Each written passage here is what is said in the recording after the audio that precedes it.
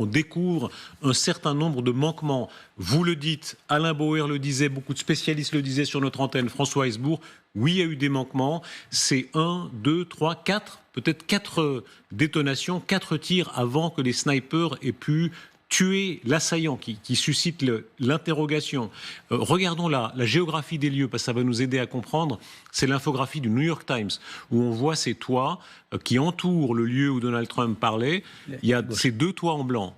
Le tireur d'élite des forces de l'ordre sur le toit, celui qu'on a vu tout à l'heure, et puis la localisation du corps du tireur présumé. On va d'ailleurs voir l'image, il a été abattu, il se trouve étendu, la dépouille mortelle se trouve sur le toit, et on ne comprend pas comment cet homme a pu monter sur ce toit. Ça, c'est la circonstance anormale. C'est le seul point haut qu'il y a d'ailleurs dans l'environnement. Ouais. Donc les snipers peuvent se figer dessus en disant là c'est un point qui est dangereux, qui est opérationnel pour un sniper qui se mettrait en embuscade. Ça c'est une faute, je veux dire, en tout cas présumée. Il y a une enquête qui commence, on n'est pas ici enquêteur, mais il y a quelque chose d'inouï. Mais on va laisser parler les experts en sécurité, mais c'est vrai que quand on est journaliste politique et qu'on a suivi énormément de meetings, surtout des meetings en plein air. Alors là, c'est l'un des derniers avant la Convention, donc il y a peut-être un relâchement de vigilance, comme on dit.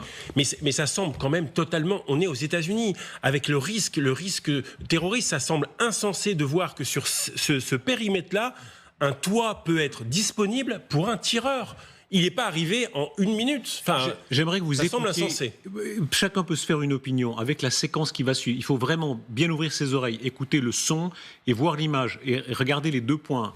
Le sniper qui va tirer et Donald Trump. Parce que c'est la même scène qu'on a revue 100 fois, mais vue cette fois exactement où on peut repérer le sniper.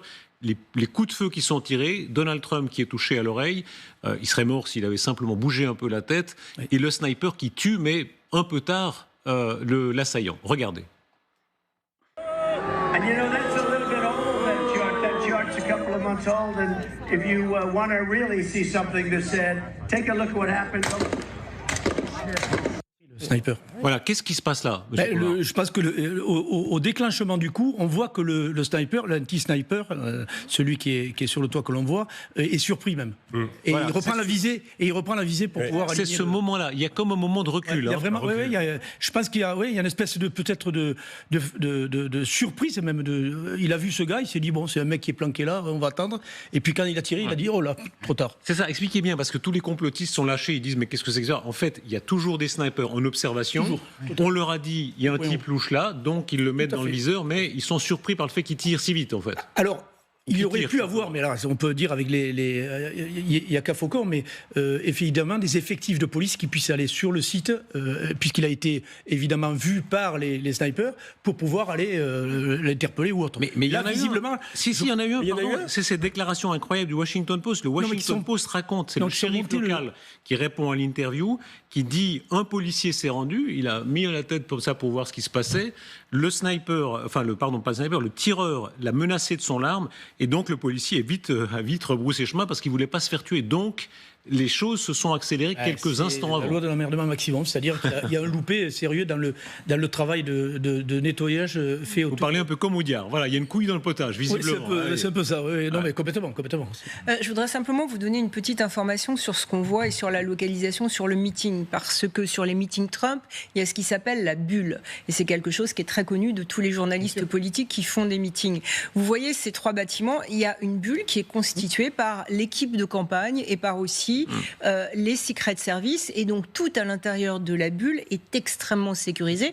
Et pour pénétrer dans la bulle, lorsque vous êtes un candidat, un élu ou un simple spectateur, vous devez passer sur des portiques et les Secret Service vous fouillent. Ils fouillent même votre sac, ils ouvrent même votre trousse de maquillage pour voir. Voilà. Est-ce que c'est normal qu'ils laissent en toit quelqu'un sur un toit ? Absolument, parce que imaginons que la bulle ait été déterminée par rapport aux 3 bâtiments que vous voyez et par rapport à la scène où s'exprimait Donald Trump. Et vous avez à 200 mètres, dans une zone rurale qui n'est pas une ville, un petit bâtiment qui n'est pas dans la bulle. Et à ce moment-là... Ils savent qu'il y a des tireurs. Mais vous ne savez pas que... Excusez-moi Darius, j'ai fait 6 mois de campagne vraiment derrière et j'ai fait des dizaines de meetings de Trump. La bulle, c'est quelque chose de très particulier. Il peut tout à fait y avoir un toit qui n'a pas été sécurisé. Oui, mais c'est la bulle qui est mal définie à ce moment-là. Où ils font confiance au shérif local. Et voilà, c'est exactement ça. Voilà, le problème, c'est qu'apparemment, d'après les premiers éléments, ils font confiance au shérif local, à la police locale de la petite municipalité qui n'a peut-être pas l'habitude de recevoir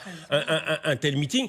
Mais de l'extérieur, ça semble insensé. Et il y a des compétences bien déterminées. C'est-à-dire que lorsqu'un dispositif mis en place, d'ailleurs en France c'est pareil, hein, le GSPR quand il se déplace et les précurseurs se déplacent, il y a tout un travail de bulle qui est fait autour du président et des personnalités qui sont avec. Et tout autour, le travail est fait par les directions départementales. Il devrait y avoir communication entre les deux. Mais oui, mais visiblement là il y a. Alors est-ce que c'est l'enquête qui va le déterminer, mais avec cette différence qu'en France, c'est un État centralisé, donc ce sont différents services de la police nationale. Voilà. Je peux dire que la préfecture surveille tout. On est dans un État fédéral, et donc il y a un certain nombre de compétences de sécurité qui relèvent des États. Est-ce qu'il y a eu un problème de coordination ? Complètement. C'est en tout cas assez étonnant, effectivement, que ce type ait pu se retrouver là. Écoutez ce témoignage, c'est vraiment un témoignage exceptionnel, c'est Wally, c'est un personnage assez étonnant, c'est un des plus grands tireurs d'élite du monde, il a été sur beaucoup de théâtres d'opération en Irak, en Afghanistan, il a personnellement tué un certain nombre de dirigeants islamistes, djihadistes pour les éliminer avant qu'ils ne puissent commettre des attentats. Et il explique comment, effectivement, il existe ce dilemme terrible parce que si on tire dans ces conditions, c'est pour tuer. Or, il y avait le doute avant sur ce qu'était l'assaillant. Regardez, écoutez. Dans ces circonstances-là, est-ce que c'est un tir pour tuer ou est-ce qu'on peut encore choisir de blesser ? Le tireur est couché sur le toit qu'on a vu tout à l'heure. Est-ce qu'on peut encore faire le choix ou est-ce que c'est toujours un tir pour tuer ?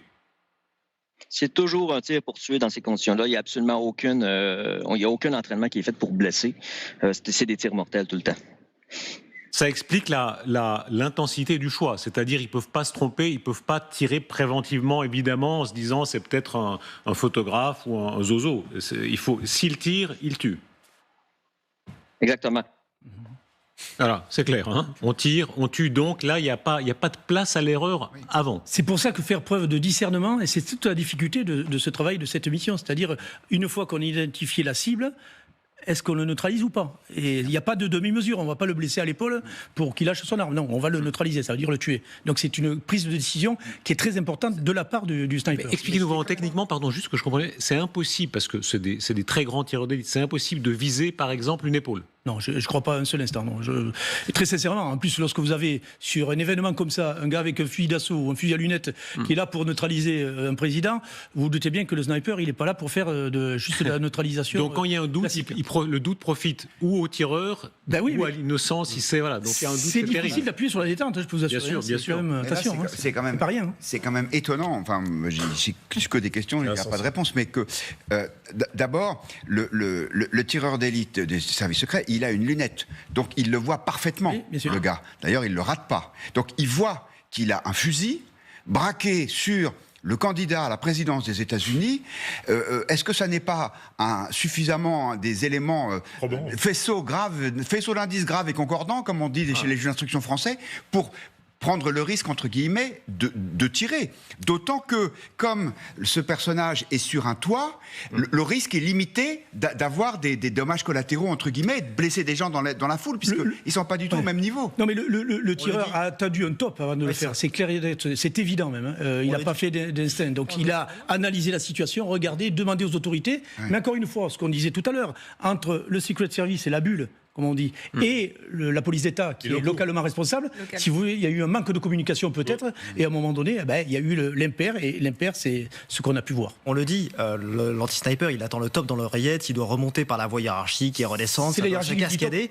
Mais derrière, indépendamment de ça, c'est surtout à mettre en perspective avec les autres signalements qui ont été faits. Il y a d'autres officiers sur le terrain à qui on a fait des signalements, il y a quelqu'un qui monte sur le toit, et soit ça n'a pas été exploité, soit ça n'a pas été un véritable problème. Effectivement, le policier local qui monte sur le toit, qui voit le type, qui se fait braquer, qui dit voilà, il faut que je reparte rendre compte, ça fait un peu la 7e... Le gendarme de Saint-Tropez. On nous le raconterait 2 jours avant, on ne le croirait pas. Donc, alors après, tout ça est dans un temps évidemment très réduit. Très court. Oui. Très réduit. Effectivement, c'est beaucoup plus facile de commenter sur un plateau des événements dramatiques qui ont eu lieu. Mais cela dit, si effectivement il y a eu, on verra l'enquête indépendante qui a été annoncée par Biden, mais s'il y a eu un manque de coordination aussi important entre le shérif local et ses troupes et le secret de service, ça en dit long quand même sur des failles de sécurité potentielles sur le dernier meeting en plein air, en plus dans des conditions qui étaient idéales pour qu'il y ait effectivement un assassinat avec des réussi. conséquences, il faut le rappeler aussi, puisqu'il y a mort et blessé grave, notamment ce père de famille qui s'est couché sur sa famille pour la protéger et qui est décédé. Oui, c'est ça. C'est un soutien de Trump de la première heure qui s'est sacrifié pour ses proches. Il se faisait une joie de haut de ses 50 ans, également quelqu'un qui était engagé dans les pompiers, quelqu'un d'exemplaire. On partage vraiment sa peine et celle de sa famille. Il y a des cagnottes qui ont été déployées et qui atteignent déjà les $2 millions. C'est considérable. Ça ne remplacera jamais la perte d'un proche. À plus forte raison, quelqu'un qui était un soutien de la première heure de Donald Trump. Alors soulignons d'ailleurs qu'il y a une dimension politique et politicarde, puisqu'il y a une exploitation, mais ça n'est pas que politique. Des responsables démocrates, on l'entendait tout à l'heure, éminents, disent aussi qu'il y a eu ces manquements. Donc ce ne sont pas seulement les gens de chez Trump. Oui, de toute évidence, l'idée selon laquelle il y aurait une responsabilité de je ne sais quel état profond dans ce qui s'est passé est complètement à la fois grotesque et choquante parce qu'on n'a pas le droit d'exploiter un événement aussi grave de cette façon. Mais ce qui est vrai aussi, c'est que c'est le pouvoir exécutif qui est responsable de la sécurité. Regardez le nombre de réunions qu'il y a eu autour d'Emmanuel Macron pour sécuriser les Jeux Olympiques. Donc, c'est évidemment pas une responsabilité directe. Faudra voir. Ouais. Attendez, je me permets ça. Responsabilité directe du président, je termine juste. Évidemment, c'est pas une responsabilité directe de Biden, c'est pas de la faute de Biden, mais c'est un dysfonctionnement qui a l'air assez patent et dont forcément la mauvaise image rejaillit sur lui. Raphaël Jérusalemi, on revient à vous. Vous étiez des services secrets israéliens, c'est parmi les plus expérimentés du monde. En mettant maintenant bout à bout tout ce qu'on apprend de supplémentaire, y compris l'intervention de cet agent qui va sur le toit, quelle est votre explication ? Qu'est-ce qui s'est passé ? Alors, moi, il y a 2 aspects qui sont un peu gênants, c'est 2 aspects techniques et structurels. Sur le plan technique, à mon avis, il y a eu un problème de visuel. Je m'étonne qu'on ne parle pas de drones, parce que en général, un événement comme ça en plein air, il aurait dû avoir un ou 2 drones de surveillance et on aurait dû avoir un meilleur visuel de la situation.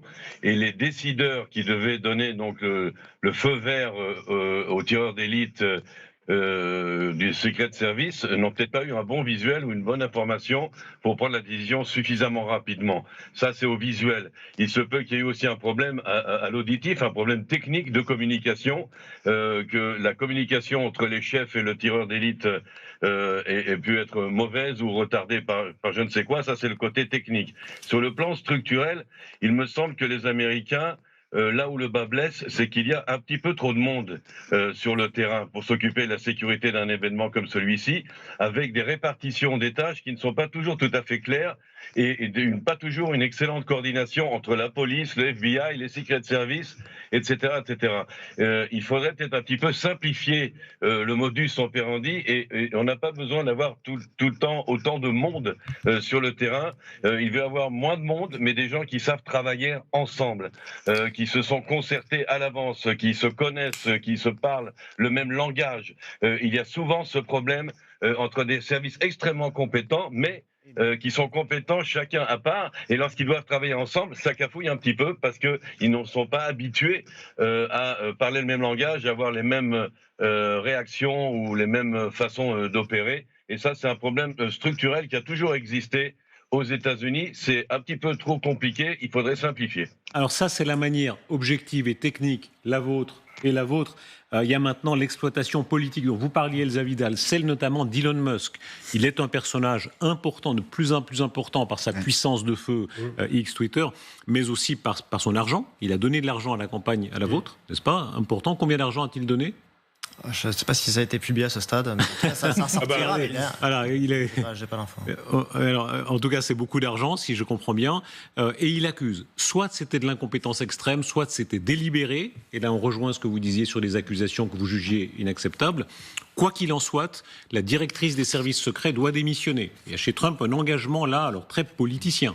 Oui, et puis c'est aussi une manière de considérer, souvent de la part aussi de ces acteurs du monde de l'entreprise qui mêlent entreprise et politique aux États-Unis, que les institutions sont un problème et que les institutions sont prises en flagrant délit de faillite. Le système, disent-ils. Et le système et l'establishment est un problème. Et c'est vrai qu'en tant que Français ou Française, on est souvent à percevoir l'intervention de l'État comme un bénéfice pour le citoyen et on est en demande d'État et de protection. Et si j'en crois ce que j'essaie des États-Unis, il y a aussi une tradition politique qui, au contraire, voit dans l'intervention de l'État un empêchement, parfois une faillite, des moyens excessifs dépensés qui seraient mieux utilisés autrement.